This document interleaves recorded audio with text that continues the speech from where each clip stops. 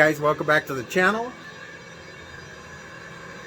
If you've been watching this series, in the last video we figured out that we had a bunch of play in the pinion. So I contacted Pat at Spryte Improvements in Idaho, and he told me, you know what, just send it in and I'll take care of it for you. So I sent it in, and he's come up with a fix over the years, because those nose cones are notorious for wearing out and introducing play into the bearings and the pinion and whatnot, and it makes the tolerances really loose. And so what he does is he machines out that nose cone and then puts a hardened steel retainer ring in there, which doesn't allow that area that normally gets worn out to wear down like that, and he resets it to the factory settings. So when you get it back, you can basically bolt it in, double check your run out on your differential, and then hit the slopes again if you want.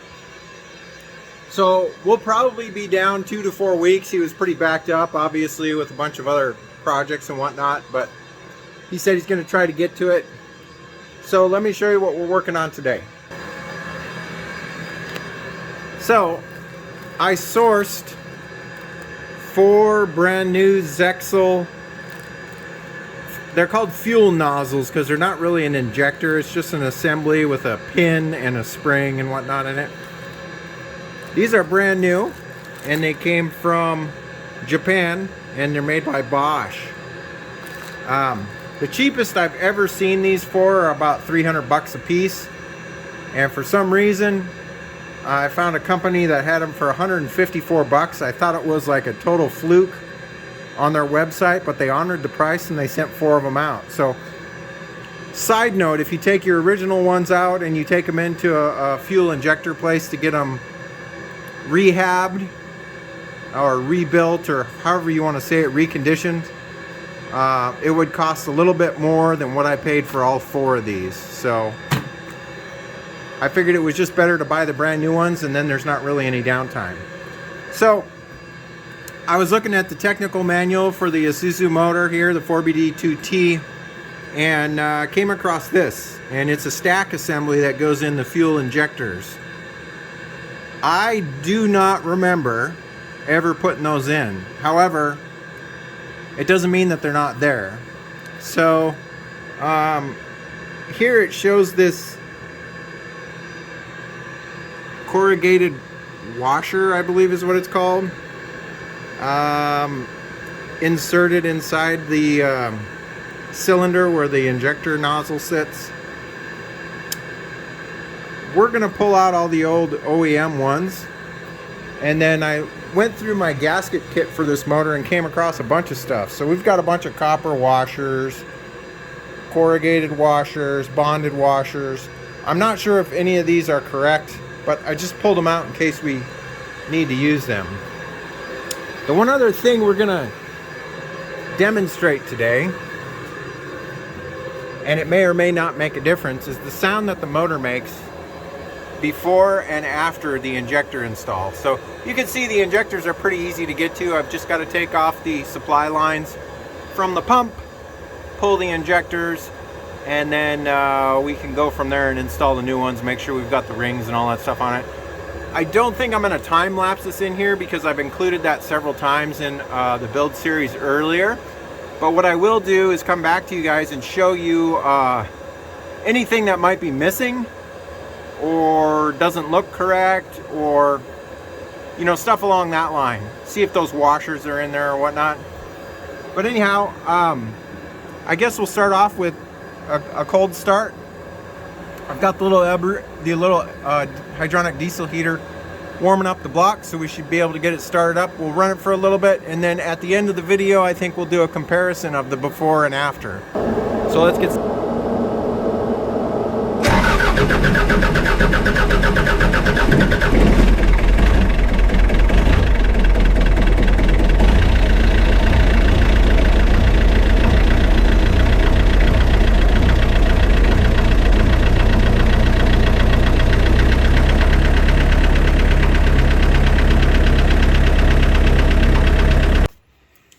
Alright guys, I got the injectors out. And as you can see, these are pretty filthy. They did have copper rings around the nozzle, which would be number 14 here in the seat. But as far as the corrugated washer goes, as you can see here, it's just a little copper crush washer with a ring. It's like a concave ring around it. So I was looking through my kit,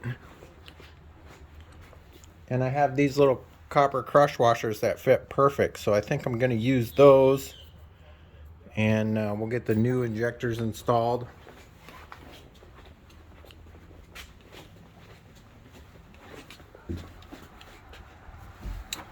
This is indirect injection, of course, so it doesn't actually go into the chamber. There's like a little plenum or a pocket. I went through and I cleaned out all the injector pockets here, and so I'm gonna go back through and install all of the injectors, torque them to spec, and then I think we'll be ready to fire Rusty back up. So let's keep going. All right guys, I was able to get everything back together, no problem.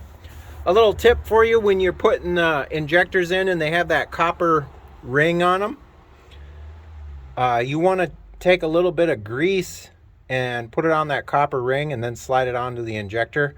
What that'll do is it'll hold it onto the injector while you're threading those in, because if you don't, you'll crush that copper washer sideways in there and won't run correctly, or it won't work correctly. You'll probably lose some compression. But anyhow, I got everything back together. It's all primed. So let's make an attempt to start Rusty.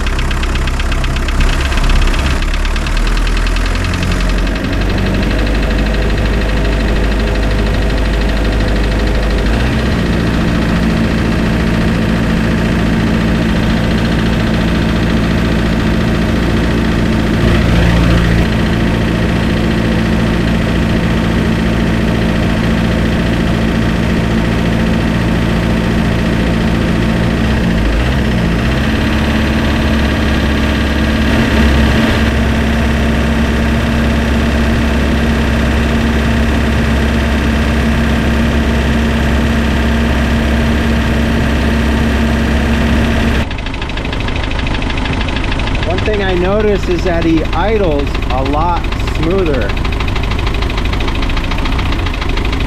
When you come off of acceleration, he just idles nice and smooth.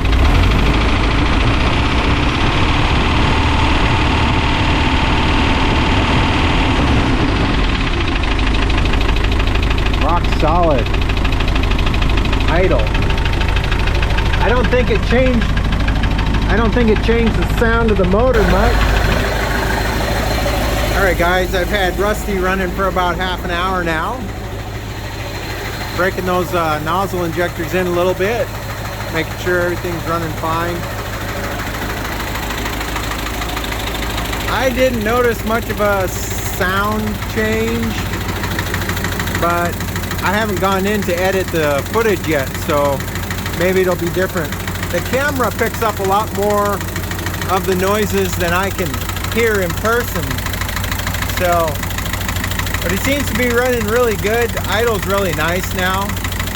And I was able to get those copper crush washers in there, which probably helped seal up the indirect injection cylinders.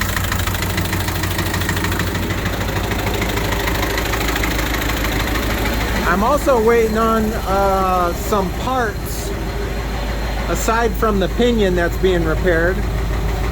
I'm missing some bucket support brackets, and there's a guy in California I got in contact with that has some, and he's going to ship them to me. And then we get to do the fun stuff. If you guys remember, I like to use the winch to create a lifting point. We'll drop the bucket down and get those brackets on, and then lift it back up and put it into place. But other than that, I think that's going to be it for this episode, guys.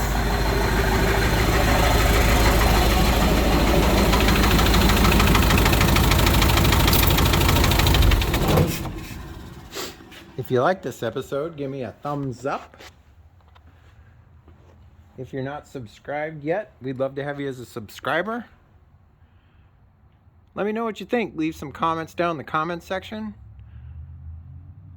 But as always, I hope you guys are staying safe, taking care of each other, and I'll catch you next time. See you later. Bye-bye.